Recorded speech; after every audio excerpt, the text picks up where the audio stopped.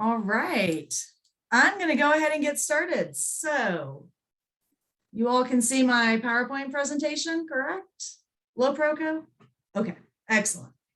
And I'm keeping an eye out for Justin to jump on the line. Okay, thank you, Emma, for that thumbs up. Appreciate it.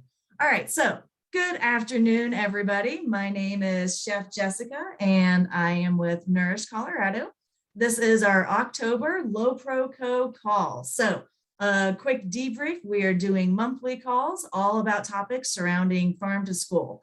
And we also always feature a culinary recipe and demonstration that is in line with the seasons. And these recipes are perfect for your school meal applications, and they also are really lovely to try at home as well. Every call is recorded. We share them out afterwards, and they live forever on our YouTube page as well for anyone else who wants to watch this at another time. So to get into our topic for the day, we're diving into part one of our Knowing Your Resources section. So something that we like to always say is you can do everything, but you can do anything, but you can't do everything. So know your resources. And when it comes to farm to school, sometimes what tends to happen is this perception that the food service directors are the ones who are responsible for all things farm to school, and that can be very overwhelming. So we wanted to take October and November to highlight different organizations and groups and teachers who are supporting farm to school to help really expand the mind and what is really possible and who else is out there and what are some of these other resources to really help you build farm to school in your community. So today we have, as of right now, 2 panelists are on the line, and our other panelist was having some technical difficulties, so keeping my eye out for him. But we have 2 panelists right now who are joining us. One is Lou Boren, who is from Durango School District. She is basically like the ag teacher and does a really cool lettuce to cafeteria program and works with these students to get them excited about food and agriculture. We could probably do an entire call just about her and the work that she does. So this is really exciting. She's like, no, you can't, but it's so true. I'm really impressed with what they do. And then we are also joined by Kathy Schmelter, who works with Sprout City Schools and a couple school districts with Denver Public Schools, and does food systems leadership classes and a lot of youth food leadership. So how can we get these kids excited and invested in farm to school and really starting to, fight for better practices and policies to support this world and make farm to school the norm. And I'm a big proponent of anytime we can get these kids involved, get the kids involved, especially these middle schoolers and high school students. You get them fired up and they are a force to be reckoned with. And then should Justin's technical issues resolve themselves, he is with the Center for Rural Affairs, and he manages the Greenhouse to Cafeteria program in Nebraska. So wanted to have him come on and talk about that program and what they're doing to really, again, be an outside organization furthering farm to school that's not specifically falling on the food service director's plate. So we're going to dive into it, and I'm going to launch over to Kathy from An Ounce of Nutrition, and I'll stop sharing so you can share your screen. And welcome, Kathy. All right. Thank you, Jess. I'm happy to be here. This is exciting. And I was really excited to hear what everybody else is doing. So I can't wait to delve into that a little bit more. So let me share my screen. Yay. Oops, wait a minute. I forgot to check the box. Hang on. Oh, it's already checked. All right. Can everybody see? Can see? Okay, cool. All right. Well, my name is Kathy Schmelter, and I am a registered dietitian and owner of An Ounce of Nutrition. And what we do is we develop sustainable food and nutrition education programs for school. And one of the courses that I'm going to talk about today is our youth food leadership program. So just to give you a little background, from the beginning, this program has been student driven. So for example, a few years ago, we were implementing our Food for Thought program, which is sustainable food and nutrition education. And what we were hearing from students is they really wanted to get involved in creating a healthier food system, but they felt like they didn't have the skills, or they felt like they didn't have a voice, which really inspired me to develop this program so that they could have a voice. And originally we were funded by the Colorado Health Foundation to do a pilot at the Denver School of Innovation and Sustainable Design, DSISD. And our courses always start with a group discussion about a topic. We don't like to talk at students, we like to have a conversation with them. And so for the Youth Food Leadership Program, what we talk about are things like the food system, food inequality, leadership skills, changing school practices, those kinds of things. And every discussion is connected to some sort of activity. So for example, when we talk about the steps that food takes to go from farm to table, we have these stations set up, and students go to each station to learn about the food system and how it goes from farm to table. And for example, one of the things they do at the food production station is they grow their own herbs. So they plant and grow that, and we watch that over the course of a semester.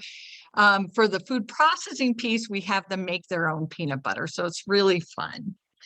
And of course, you know, the discussions are great, the activities are great, but really the hook for students is the cooking piece. So we cook with them every other week, and the cooking activities are connected to what they're learning about in class. Last year was a challenge because we were remote.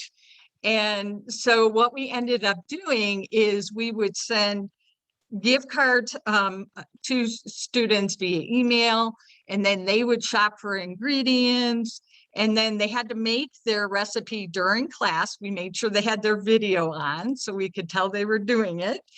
And then they had to either videotape their presentation or they had to create a slideshow. And in the slideshow, they not only told their story of how they made the recipe, but also had a reflection at the end. So in the final, they had to reflect on the course and what they learned. And I'm going to show you a video from one of the students just reflecting on her cooking activity. So let me know if for some reason you can't hear this. Reflection. The most difficult part of making this recipe was making sure I was adding enough seasoning and making sure the chili didn't cook too fast. And also, this was my first time making something like this because I usually cook much smaller things. So I wanted to experiment with something much more challenging and a much more bigger dish that requires a lot more attention and much more cooking. The most fun I had with this recipe was putting it all together and actually having it come out very delicious and everyone loving it. What I learned from this is what protein and vegetables make a healthy plate and how important it is to have these specific things in your meal.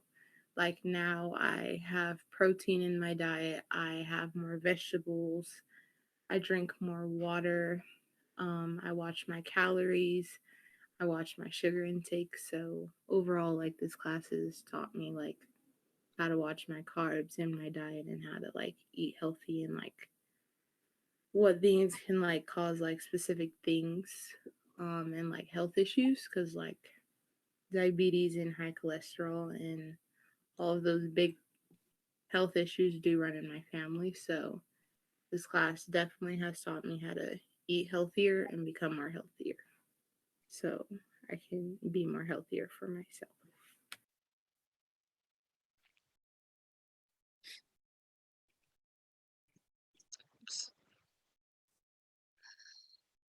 Yeah, and so you can tell they really kind of get what they need to get out of this. The other thing we do is we have a really strong partnership with Sprout City Farms. And if you don't know who that is, they're an urban farm and they are amazing. So we always bring students to the farm, as well as last year they came into the classroom, they did virtual field trips, and they talked with students about food equity. So we have a great partnership with them. And what happens is students visit the farm, they learn how food is produced, and then they harvest and cook their own meals using the food that they just harvested. So I'm going to show you another example of a recipe that that students made using a smoothie bike while they were at the farm. Hello, my name is Martini, and we're making hot sauce on the bike. Okay, explain. Tell me the science behind this. There's a little thingy bobber, right? Nice. On the side of the bike. Okay. It goes vroom, vroom, vroom around this way, right? And then like, when it does like this, right? Yeah. So there's a shut up, Daniel. Look, there's like a bolt on top of it, right? Uh-huh. So then that like spins like the blades in here, and then that like chops it up, and then How do you get it to go? Oh, Yeah. you have to ride the bike. Can someone demonstrate? Yeah, now you want to get on there. All right, but what is your name? Introduce yourself. My name is Naomi, and I And- am part of the French fry station. You're part of the French. Are you enrolled in this class? Yes, I am. Okay, great. All right, let's see this in action.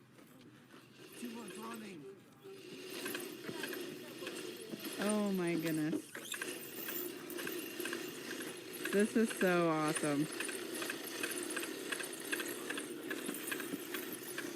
It gives a smoky flavor. Man-powered blender chili. How would you?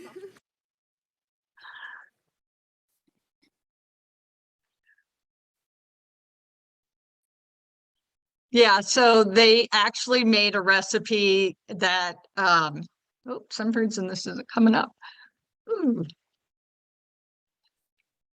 Okay, they actually made a recipe that that students used during the day to eat the meal.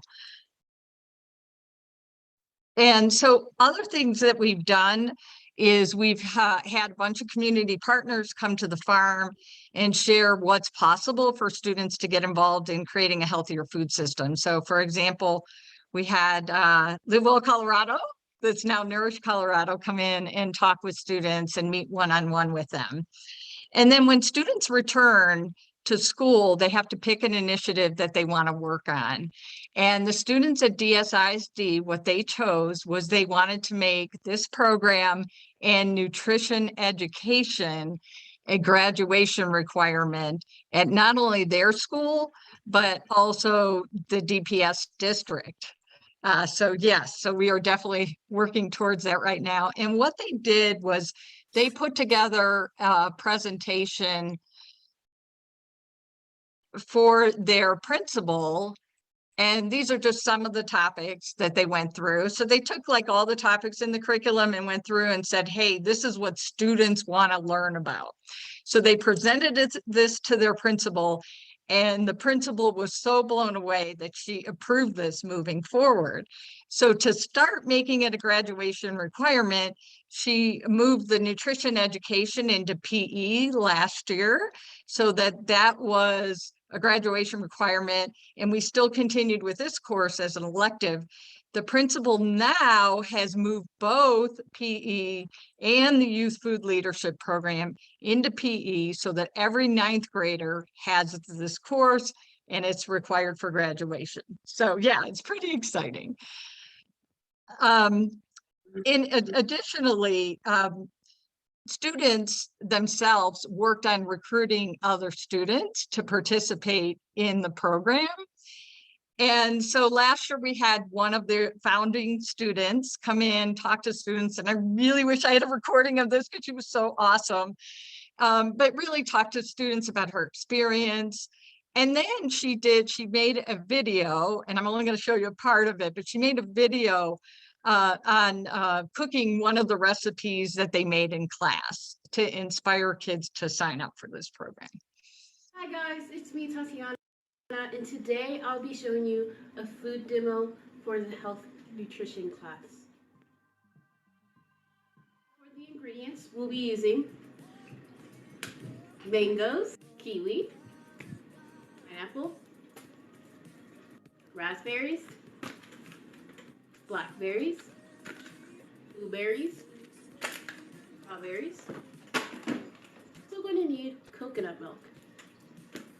I use unsweetened coconut milk, but you can use any coconut milk you like. I also have coconut shavings. Also going to need rice. First, we're going to make our rice. Our rice has some special ingredients. Right here, we have 3 tablespoons of honey. We have pre-measured rice. This is 1 1/2 cup. We pre-measured our water. This is 2 cups of water. And we have our salt. This is going to be 1/4 teaspoon of salt. So to start off, we're just going to pour our rice into the pot. And for this, you kind of want to get the rice all on the bottom, just like that. Now we're going to add in our water.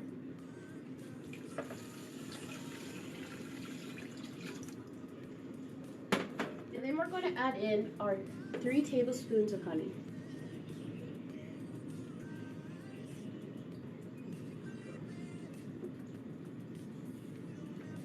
Over the rice.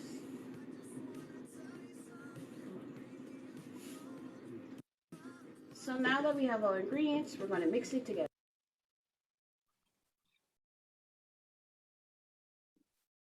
So what I like on that is that she explained that you can make mistakes and recover from it. The rest of the video is just amazing. She cut up a ton of fruit and she displayed it really beautiful, and it was just awesome. Now moving into this year, really last year and this year, we were funded by the Healthy Food for Denver Kids to continue at DSISD, but then also we expanded to North High School and Strive Smart. And it's been such a pleasure having kids back in the school. The energy is just really fun and amazing, especially when they're doing cooking activities. Last week, the teacher took them shopping to purchase ingredients for their midterm, where they're going to make a healthy breakfast. And she was just blown away by how little students knew how to grocery shop. She said they didn't know where to find things in the aisle. They didn't know what brands to choose, and they certainly did not know how to check out. She said that people at Safeway were a little irritated with her, but she was just really surprised at how little they knew. You know, they didn't know how to use a credit card machine, so on and so forth. So really teaching them these important life skills. The future, what that's looking like is we are going to start at Strive Prep in January. We already did a pilot there last year, but we're going to reconvene in January. And we are hiring a part-time trainer, if anybody knows anyone with a nutrition background. Also, the schools, all 3 of the schools are going to devote the next full semester to the Youth Food Leadership Program. So students are going to spend a lot of time working on initiatives.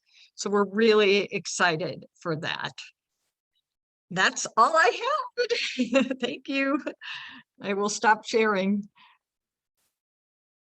This is amazing, Kathy, and just incredible work that you have been able to do down in Denver Public Schools and with these students. And again, I feel like we could dedicate a whole call just to the work that you're doing in these kids. And thank you. We will have time for questions afterwards. Go ahead, Kathy. Sorry. Oh, I was just going to say one thing I didn't mention is that the goal at DSISD is to have the students present to the DPS board this year. So we're working towards it. Fingers crossed. That's awesome. It. And I did Rain had a question. Are these 9th graders that you're working with that you said? They're all ages, 9th, 10th, 11th, and 12th. Yeah. Okay. They're all ages. Perfect. At DSISD, they're mostly 9th graders, but we've had like some 11th and 12th graders come in, that were interested in the nutrition and food piece. So. I love it. Awesome. Okay, so I'm going to move on to Chef Shelly now and for the culinary section that we are doing.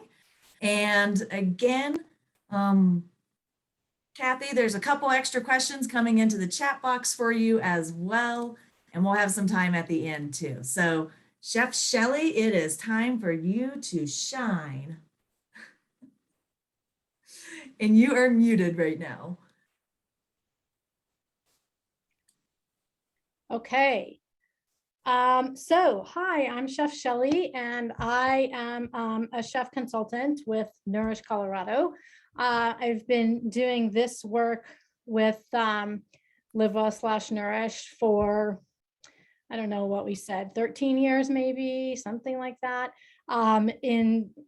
Primarily focusing on school food nutrition and teaching people how to cook and lunch ladies and gentlemen, and how to bring in fresher ingredients into the kitchens to feed the kids. So I'm thrilled to be with you here today and share with you some fun facts and some recipes and some palate tantalization using carrots and potatoes. So here you see a great slide about, all sorts of information about carrots and potatoes. I go over a few of these things in the video, and Jessica said the videos are long, so keep my comments short. So I will just hand it off to myself in the video. And I hope you enjoy the first part, which is where we, just kind of talk about carrots and potatoes, fun facts and things like that. Awesome. Thank you, Shelly. And quick little disclaimer, she did prepare 3 recipes during our video, and we only have time to show you 2 of the recipes, but I will be sharing the final recipe as well after this call as well. So you all get an extra video above the ones that we're showing you today. So here is Chef Shelly's debut. Hi, and welcome to this month's culinary session. We are focusing on 2 vegetables that grow beneath the ground, hidden from the eye, but when harvested are both delicious and versatile. I'm talking about the potato and the carrot. Harvest season is now for both of these items, so it's the perfect opportunity for me to share with you some unique varieties, some fascinating fun facts, and to demonstrate a few delicious recipes. Did you know that carrots are 87% water? Unbelievable, right? They are sown in the summer, harvested in the fall, and originally carrots were actually red, purple, white, and black. The orange ones that we see today are a creation of selective breeding from the Netherlands. They were done to honor the ruling house at the time, the House of Orange. And lastly, there are over 100 species of carrots in the world today. Carrots are extraordinarily versatile, fairly affordable, and have a lot of culinary uses. They can be shredded or spiralized and eaten raw in salads and slaws. They can be boiled and made into a mash, combined with butter and my favorite, bourbon. They can be, simmered in a nice broth with other vegetables and pureed into a soup. Because of their sugar content, they can be roasted or sauteed, and they caramelize really nicely, and that sugar just comes out. And lastly, because they have a nice sugar content, we do often see them in desserts like carrot cake. We have a nice selection of carrots here for you to look at. These right here are the most common version. They're called Imperator Carrots. They're found in the grocery store and at markets, sometimes at farmers markets, but they're usually the most common ones that you see in the grocery. They're long, about 10 to 12 inches, have a nice girth to them, maybe an inch and a half in diameter, have a nice thin skin and a sweet flavor. These are also the carrots that we find baby carrots out of. Baby carrots are made from these Imperator carrots. Then we have the Kaleidoscope carrots. These are some of the heirloom carrots that you'll see at farmers markets. They come in red and white, orange, and they usually have the nice green carrot tops on them. These most people throw away, but actually I've made a nice pesto out of the carrot tops before. And these Kaleidoscope carrots are beautiful inside. You can see that they're yellow, a bright yellow color as well. Kaleidoscope carrots come in little baby sizes too, which are really fun. And the carrot that I most love is called the Romeo Carrot. And here's a photo. The Romeo carrot I grow in my garden. They're pretty easy to grow because they're round like a radish. They grow really quickly. They're the size of a radish, maybe 1 inch in diameter, and they're super delicious. Really thin skin, you just pluck them out of the garden and eat them. They're beautiful like on a crudité platter with other vegetables, and super sweet. And like I said, easy to grow in the garden. So here we have a nice variety of potatoes to talk about. Generally, potatoes fall into 2 categories, the waxy category and the starchy category. So the starchy potatoes, like a russet here, generally have a thicker skin. They're drier on the inside, and they have a lower sugar content. So think about when you make a baked potato and how dry and fluffy it is. That's the texture that you get from a starchy potato. The waxy potatoes are sort of everything else on this plate here. We have Yukon gold potatoes, and they have a nice thin skin, nice and moist on the inside, and have a nice sweet flavor too. Same with the red potatoes, red bliss potatoes, which come large and come small. They call them new potatoes. We also have fingerling potatoes, which are fun. They're just nice and long and thin. Again, thin skin, moist on the inside, and nice and sweet. And then this right here is another version of the fingerling potato in a red version, having kind of a nice puzzly red and white inside, which looks really pretty. The purple potatoes are in the middle of these two categories. They sit in the middle of the waxy and the starchy, because you'll find that while they do have a sweeter flavor, and they do have a nice thin skin, they're a little bit drier on the inside. So when you cook them and cut them, they have a tendency to fall apart. So they act a little bit more like the starchy potato. Potatoes are super versatile. They are basically an empty canvas. So when we're talking about the russet potatoes, the ones that are starchy and drier on the inside, oftentimes we find these being used as a baked potato, right? Because you're slathering in the butter and the sour cream and all the deliciousness to make them moist. The double baked potato, twice baked potato, is killer because you've got that, you know, soft inside now and the outside is crisp, which if you recall, all the nutrients are on the outside. So you get to eat the full potato and have all of the nutrient density there. And because of the low moisture content in the russet potatoes, we often see them used as fries because they caramelize quickly and they're just drier. The waxy potatoes, all of these varieties here, hold their shape really nicely because they have that high moisture content. So we'll see these in like potato salads. They're really nice sliced and thrown on the grill. They are really good sauteed or roasted because they have that higher sugar content and they brown nicely without falling apart. So I hope your palates have been tantalized and you're getting hungry because I have some really unique recipes. One that I can guarantee you have never seen before that I'm going to demonstrate for you, so stay tuned. Awesome. So that was Chef Shelly doing her intro video on these amazing potatoes and carrots that we grow in our state. And now I'm going to pass it over to Lou from Durango to talk all about what she does. And Lou, just tell me when I need to advance the slides and I am here for you. Okay. Hi guys. My name is Lou Boren and I'm a middle school ag teacher in Durango. I teach 2 classes right now. I teach a greenhouse class and a vet science class. If I'm full-time, I've taught wetlands and wildlife and forest and fire ecology, but I'm not doing that this year. I have 2 students with me today. I have Kara and Levi. Hey. They're both in my greenhouse class and both have shown themselves to be leaders in that class. Kara is kind of one of my go-tos in the kitchen.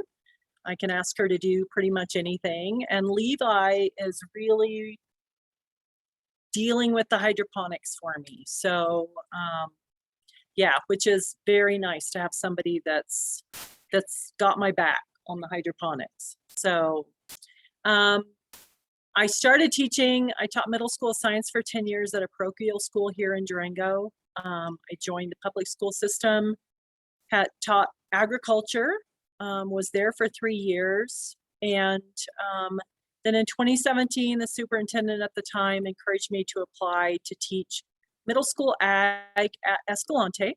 The Escalante has 3 feeder schools that are country schools. And he said that he had always wanted to start an ag program here.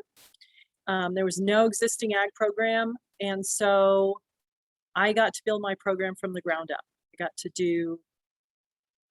do pretty much whatever I want to do, which is nice. Use those 3 years of high school experience to develop my own curriculum. I knew what worked at the high school and what didn't work, and got to choose my favorites. And this is my 5th year at Escalante. Go ahead. Jessica asked me to talk about what it took to build my program. And so put together this slide. That original superintendent, my principal and I were talking one day about some $600 something that I wanted. And he said, oh, we should write a grant for that. And I looked at him and I laughed and I said, if we're going to write a grant, we're going to write a grant. And so he told me to write down everything I wanted, and it ended up being $10,800. And he took it to the superintendent and he said, okay. So I got that $10,800 to start my program. So with it, I bought, behind me is our hydroponic lettuce unit. It's, I got it from Farm Tech. It was it was designed to grow lettuce. And it's about a $5,000 lettuce unit. I could talk about it just a little bit later. I bought a bunch of planting supplies because I love doing that with the kids. Because I teach vet science, I bought some things to dissect, which I'll talk about that in a few minutes. We do some interesting dissections as middle schoolers. So I have a yearly classroom budget of about $2,000. I buy my dissection supplies with that. I've made some additions to the kitchen, just things that help for the kids and I to do some cooking, some canning stuff. And then one of my passions is local in-season foods. And so I buy fruits and vegetables to preserve from local people. And then 2 years ago, right before the world went dark with the pandemic, I got an $11,500 grant from a local group, and we're redoing the existing greenhouse skin and trying to extend the usefulness of our garden. And then I get to cook with the kids weekly, which is pretty exciting. So here's our hydroponic lettuce unit, something that we deal with every single day in class. And I told the kids at the beginning of the year, I said, it's like having a science fair project in the classroom every single day. Very expensive science fair project. The picture on the left is how it came to me, which is kind of intimidating. Just a big pile of stuff. I never done any hydroponics before, but it's something that I'd always wanted to do. Something that actually I wanted at the high school, and they refused to let me try to get a grant to buy it. So it just worked out well that I got to do it here. We sell our lettuce for $3 a pound to Durango School District Farm to School program. That money goes into an account. We use that to buy new seed. We buy the chemicals for the tank, and we've had very little maintenance for the unit so far, but that's what that money will be for. So the kids are in charge of that. I make suggestions. Levi comes to me pretty frequently and says, I think we need to do this to the tank, or I think we need to do that to the tank. And so he has definitely taken a leadership role with that. We're growing like a lettuce mixture, almost like a salad mix from Johnny Seeds. The first couple of years that I ran it, we had a different kind of lettuce and it didn't do nearly as well. So I'm pretty excited about this. This is the first year we've grown this salad mix kind of lettuce. So, okay. So every single day, the kids' pH and conductivity test. That picture in the center is their documentation on the board, so they keep track of what we're doing. Weekly on Thursdays this year, we're harvesting, and the boy on the bottom left is planting seeds in that rock wool. And then quarterly we clean the tank. So that's the picture at the upper right. These kids haven't done it yet this year. It's quite the process. That's a 115-gallon tank, and you have to take everything out of it and wipe it down and start all over again, because you end up with algae in the tank. And so, yeah, so it's quite the process. One of the things, like I said, I'm really passionate about is that local in-season foods. And so the beginning of the school year, we make jam. This year we made peach jam and pear honey. Typically we would can tomatoes, although we didn't this year because our tomatoes went bad really quickly. So we actually cooked them down and froze sauce. We dried parsley, we made some basil pesto, and sometimes we have enough extra fruit to freeze, which we haven't this year. And then at the end of the year, we have a big party, I guess you want to call it, a big celebration of learning. We're an expeditionary learning school. And so we have a school-wide celebration of learning where parents are invited in, and every kid has something to show during that celebration of learning. So every kid in the school has something to show their parents when they come. And so my thing that I started, this will be our 3rd year to do it. We take all of the stuff that we have made, that we've preserved, and we make a big meal for our parents. So the tomatoes, we make tomato sauce, spaghetti sauce out of. So we make homemade spaghetti sauce.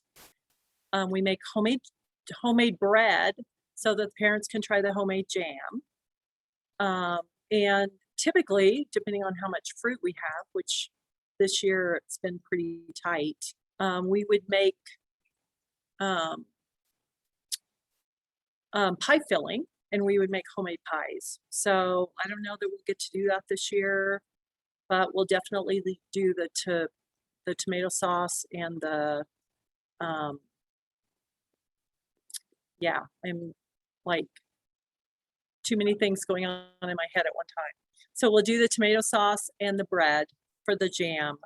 And I don't know what we'll do about the pies this year, but that's really fun. The kids like that. They come and they're out of their classes all day, and they come and they just cook all day to get ready for that big party. So it's fun.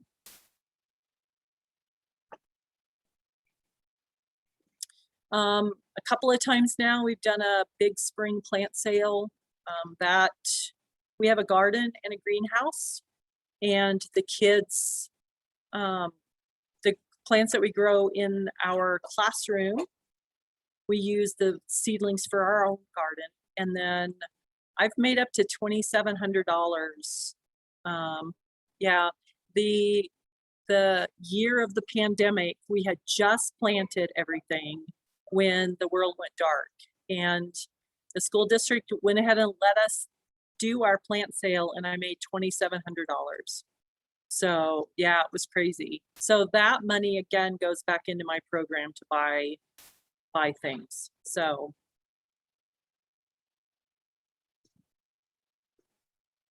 last year we started, and this year we've continued to do some community service in my class. I was a 4-H leader for years, and the FFA advisor at the high school. So community service is pretty important to me. And so we have a soup kitchen, and weekly they will bring things to me. And most weeks we make sandwiches for them because they go through so many sandwiches. We can make probably 200 sandwiches in about a class period. So it's kind of crazy. We've chopped vegetables for soups, and then we do a Christmas dinner for families. We identify families that are struggling, and last year we had about 50 families.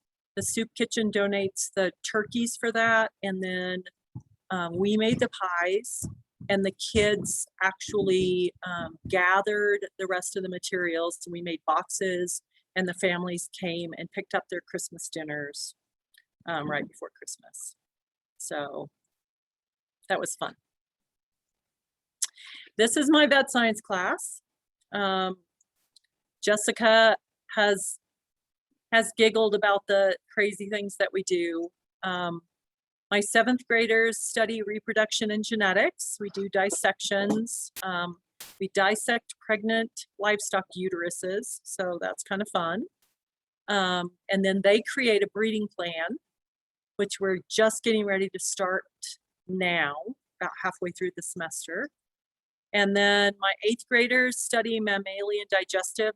There's 3 digestive systems in mammals, and we dissect fetal pigs and fetal calves and fetal sheep and learn about those digestive systems. They build a feed plan at the end of the semester. And then one of my favorite things is this lamb project.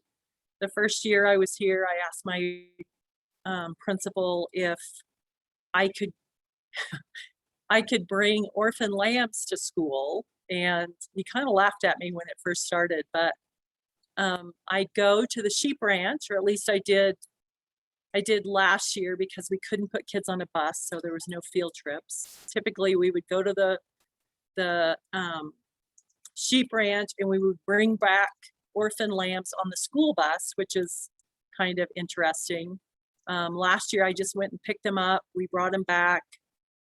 They were in school for 3 weeks, and the kids were the ones that took care of them all day, every day. And so it's just kind of fun to see them learn about livestock. So that's one of my favorites. And then, so who helped me? Who were the people that helped me to put it together? Obviously, that superintendent. He had that dream of an ag program. He gave me money to get started. My principal has let us be creative and try crazy things. Canning with middle schoolers. He helps me work to find funding, although I have to admit, his idea of funding and my idea of funding are 2 different things. So if I'm going to do funding, I'm going to do big funding. The farm to school, the head of farm to school for the Durango School District has been amazing. She gave us that chance to get started. She's paid us well, knowing that it helps to build our program. I have some dreams for a little bit bigger stuff, but we'll see how that works. Community members, I've gone to the co-op. They're really good about helping this sheep rancher. Farm Bureau paid for our t-shirts. That's a picture of our t-shirts there. And just help for speakers for my classroom, and then ideas for field trips. And I put that never be afraid to ask, because you don't get anything if you don't ask for it. So so that's my crazy stuff. So I don't know if you guys want to ask questions of the kids. They're here and they're ready to answer questions. If you have questions for them, you guys want to take this?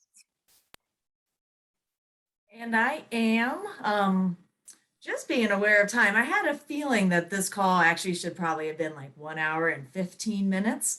So I think what I'm going to do is I'm going to let Justin give his presentation on the Greenhouse to Cafeteria program. Then we'll have some time for panelists, and then we'll show the culinary videos as well for those who want to stay on the line. And again, this is recorded too for future viewing. So Justin, I'll have you jump on. And you should be able to share your screen. I'm glad that your computer is up and rolling again. Thanks, Jess. Yeah, I hope it stays like that. So share my screen real quick. Thank you, Lou. That was really awesome. All right. Can you all see my greenhouse to cafeteria slide there? That we can. Okay, awesome. All right, well, thanks everybody. It's great to be here. My name is Justin. I'm coming to you from Omaha, Nebraska. I work for the Center for Rural Affairs, and yeah, thanks to Jessica so much for inviting me to be a part of this. Oops. All right, so yeah, just a little introduction to me. Yeah, the Center for Rural Affairs. I am a specialist in farm to school, food policy councils, and then also do quite a bit of work on our beginning farmer programs as well. I'm a Nebraskan native, but I did live in Colorado in the Fort Collins area and Denver area for a few years. So Colorado definitely has a special place in my heart. And then a little introduction to the center. So we're a small nonprofit. We mostly work in Nebraska. We have our mission is to create vibrant rural communities. So we have a small business lending arm, section of the organization that works on rural policy. And then where I work is all grassroots community food and farm work. And we do a little bit of regional work in places like Iowa, Minnesota, and South Dakota, but most of our grassroots work is in the state of Nebraska. All right. So Greenhouse to Cafeteria, or G2C as we often call it. So in 2019, the center, in partnership with Nebraska FFA and University of Nebraska-Lincoln Extension, applied for a USDA Farm to School grant. We had recognized that there were plenty of greenhouses located in rural schools throughout Nebraska, but a lot of them had either fallen into ill repair, or they were being used for very limited things, like maybe just for growing some poinsettias for an annual fundraiser or things like that. They just weren't being utilized to their full potential. So we wanted to figure out a way that we could help agriculture instructors revamp these greenhouses and really get some food production going in them. And then we also had a desire to create some statewide programs to help educate ag instructors and then also connect them throughout Nebraska. So some of our other big motivations, really, helping improve some of the attitudes of students in schools around fruits and vegetables, helping them realize where their food comes from, helping to get schools moving some food from school gardens and greenhouses into the cafeteria. In a lot of our schools, we also work with the nutrition and food service directors to get some local consumption going in the schools. And then also to do what we can to help ag instructors to increase job satisfaction and staff retention. And yeah, move on. So throughout the presentation, I have a a few pictures from greenhouses that we work with throughout the state. Most of these are in pretty rural places, but just to give you an idea. One of the first things that we did through this grant before we really got to working with schools individually was we created a greenhouse to cafeteria toolkit. We did this in partnership with FFA and UNL Extension to really get some of the curriculum and content in it. But this toolkit, it's on our website, and we also have plenty of print versions that we can mail to folks, but it helps ag instructors to form a greenhouse committee to help create goals for their greenhouses, establish a curriculum, designing a greenhouse, maintaining a greenhouse system, getting into things like input management, irrigation, and then also creating and managing a production plan for the greenhouse. So one of the biggest element of our greenhouse to cafeteria project is we put out an application and we selected 10 schools from all across the state. If you see this map, you'll see those little dots are the schools we work with. They're all rural. They're located as far east as the Missouri River and as far west to nearly the border with Wyoming. And we provided these schools with a $1,000 mini grant to buy educational materials or any sort of equipment for the greenhouse. And then we provided them with technical assistance. Those started out being in-person visits, but with the pandemic, they turned into virtual visits each semester. And we also provided them with seed donations per year. So we were lucky enough to have a partnership with a seed distributor in Lincoln who just gave us boxes full each year that we were able to distribute to all the schools we were working with. And then I wanted to touch just briefly on our partnership with Nebraska FFA. So we started working with them about 4 to 5 years ago, and they really helped us come up with a lot of the structure for this project. One of the big things that they've helped us to do as well is to create a lot of statewide programs. I'll get to it in a bit, but we have been successful in creating a statewide Greenhouse to Cafeteria Award, which recognizes an exemplary greenhouse program across the state each year. We just awarded our first one. We're hoping to continue that program into the future. These are just some quotes from some of the instructors that we've worked with throughout the years. You know, we've seen greenhouse instructors go a lot of different ways with their projects and their purchases. We've seen many on a little more of a developed scale where they're putting more innovative technologies, remote temperature sensors, advanced irrigation systems into their greenhouses.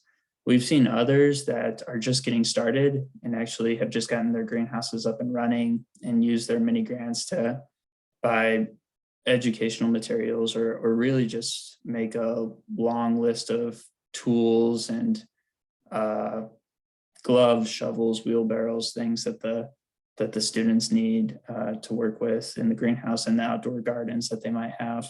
So we've worked with schools that are on very different levels. Obviously, there's been some challenges and some lessons learned. Before I can get into these, you know, obviously the pandemic was a pretty big challenge. We had to pivot pretty quick when we got into this project. A lot of our schools went to remote learning in 2020, which was difficult. Some of them, we just had to simply take a break from working with them, but others, we were able to keep in touch with the instructors. We were able to assist them a little bit with creating some take-home lessons and materials, things that they could assign to students. We did an online session on home hydroponics kits with a professor at the University of Nebraska, which was pretty cool. So That's been a big challenge throughout the entire project. Let's see, other lessons learned. Having a great team around you is key. Document everything. One thing that we've noticed that we want to help with a lot is there's been a lot of staff turnover, which I think that might be a little bit from the pandemic as well, and general teacher turnover in schools. But we did have some schools where we worked with a few different teachers just over the course of a 2-year period. So just making sure that you're documenting everything and being able to transition into different staff as you go.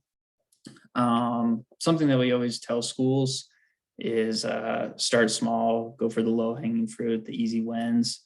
As going into some of these schools, we encourage them to grow things like lettuce, things that can easily be thrown on the salad bar, to give kids an idea that they can grow something in the school that can easily be taken to the cafeteria. And then we encourage schools to do different activities that are fun, things like taste tests, farmer visits, things like that. All right, the Greenhouse to Cafeteria Award. So this was one of our statewide projects that we did. And we awarded Nebraska Christian schools this year. We judged our applications in a few different categories like food production and collaboration with cafeteria staff, student leadership. A lot of what Lou was talking about, how are the kids managing the greenhouse? Are they keeping the logs? Are they checking things like the irrigation lines and the temperature levels? Innovation and creativity. One of the really cool things that Nebraska Christian did was they were actually collaborating with an industrial technology class in the school, and they were making grow trays with a 3D printer, which we thought was really cool. Community collaboration. So they were also selling things at the farmers market. They were partnered up with a local farm, and they were growing seedlings in the greenhouse for that farm. And then water and input management and some COVID-19 adaptation too. So how did schools adapt to the pandemic when things went dark? And then, yeah, really looking forward to continuing this award. Another statewide project that we've done is we worked with Nebraska Extension to put on some statewide trainings and workshops. So we actually have one going on right now that we're calling Back to the Greenhouse. And this is for instructors across the state. We did our September one on hydroponics and greenhouse production. Food safety, we did that at the beginning of October. And then we have 2 remaining on community involvement and then innovative ways to fund the greenhouse. And then one that I wanted to showcase, we actually did this all the way back in 2020, but we did a production planning session that we called From Seed to Taco. And we thought that this was just a really cool, simple session to do with greenhouse instructors or students. I mean, we had quite a few students viewing this as well, really around production planning. So we took them, we gave an example. So it was, we're going to have a taco party over the winter. What are our ingredients going to be? What do we need to plant now to make sure that we have everything ready for our taco party? So we just used red cabbage an example to have it on August 18th. And then we took them through days to maturity. We took them through all the labels on Johnny Select seeds, how to select things, how to know that you were buying something that would be suitable for your greenhouse. And yeah, just how to plan for production. All right, so that's what I have. I'll go ahead and turn it back over to Jessica. Thank you. Thank you, Justin. And I'm fairly certain I saw that those students grew a pineapple. Yeah. That's so incredible. That's something that we've seen a lot. It's really fun, especially we get a lot of these geothermal greenhouses. They're kind of, if you know what I'm talking about, they're sort of earthen greenhouses that are built down a bit, and they get the humidity levels in there so high that we've seen banana trees, pineapples, citrus fruit, a lot of different kinds of tropical plants.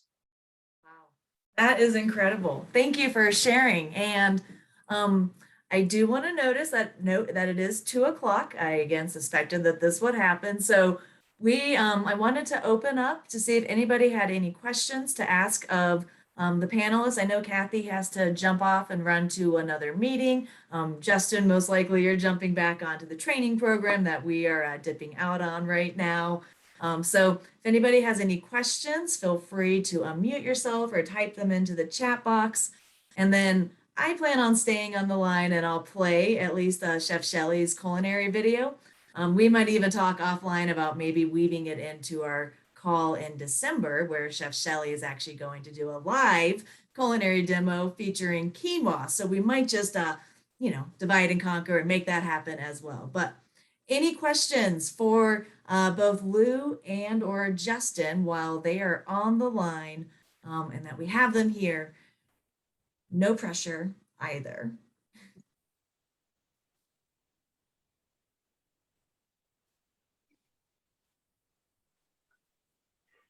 Hey Lou, sorry if I missed it while you were talking there. I was curious if your lettuce is used in the cafeteria kitchens for their actual like school lunches and things like that, and what kind of volume, what kind of production volume you've actually gotten out of your hydroponic system. Well, right now we go by what schools say that they want. Last week we harvested for 3 different schools in the district. Each school used about, 5 pounds. We ended up harvesting 15. I think the most that we've harvested out of there is probably 20 to 25 pounds at a time. But this lettuce, the lettuce that we have growing now, is a new type to us. And the first week that we harvested, it was like 1/3 of a pound a head, which is not very much. We are getting paid $3 a pound.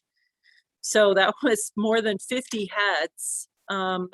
This lettuce unit will grow 360 heads of lettuce at a time. Each layer is 90 heads. And this last week when we harvested, it was up over 1/2 pound a head. And so that 15 pounds was about 1/2 of a layer. So about 50 heads of lettuce. So.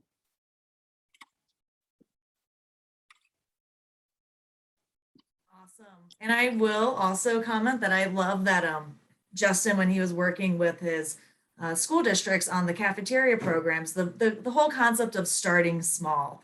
And one thing that we have found is things like lettuce, things like cherry tomatoes, fresh herbs. These are really easy, simple items to grow, that something like a fresh herb added to a bean salad or some of the meals that are already being prepared in your school kitchens is a really simple, easy way to elevate those meals, provide more eye appeal and additional flavor and taste as well. So think about these little easy things that you can start doing. And again, find those ag teachers that you have, like Lou, who is doing amazing things and really doing, truly amazing things at Durango School District. I know both Shelly and I worked at Escalante for a little bit. I don't even think we knew about you during that time. So this is, I think, just reinforces how important it is to find these resources, know who's out there, and start really seeing who can help you and support you with this work, because again, we cannot do this by ourselves.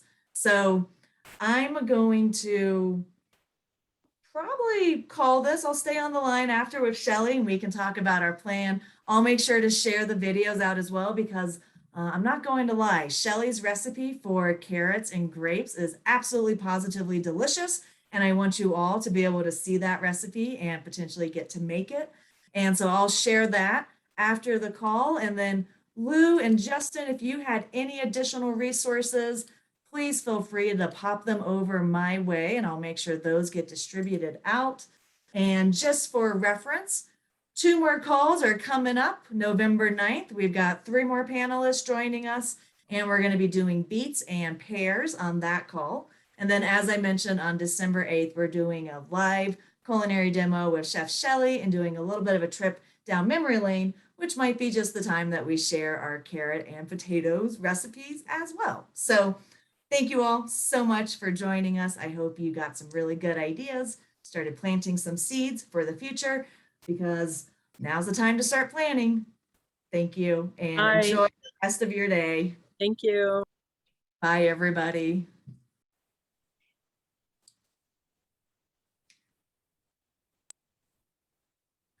I'm sorry, Shelly. I had a feeling I'm going to stop recording.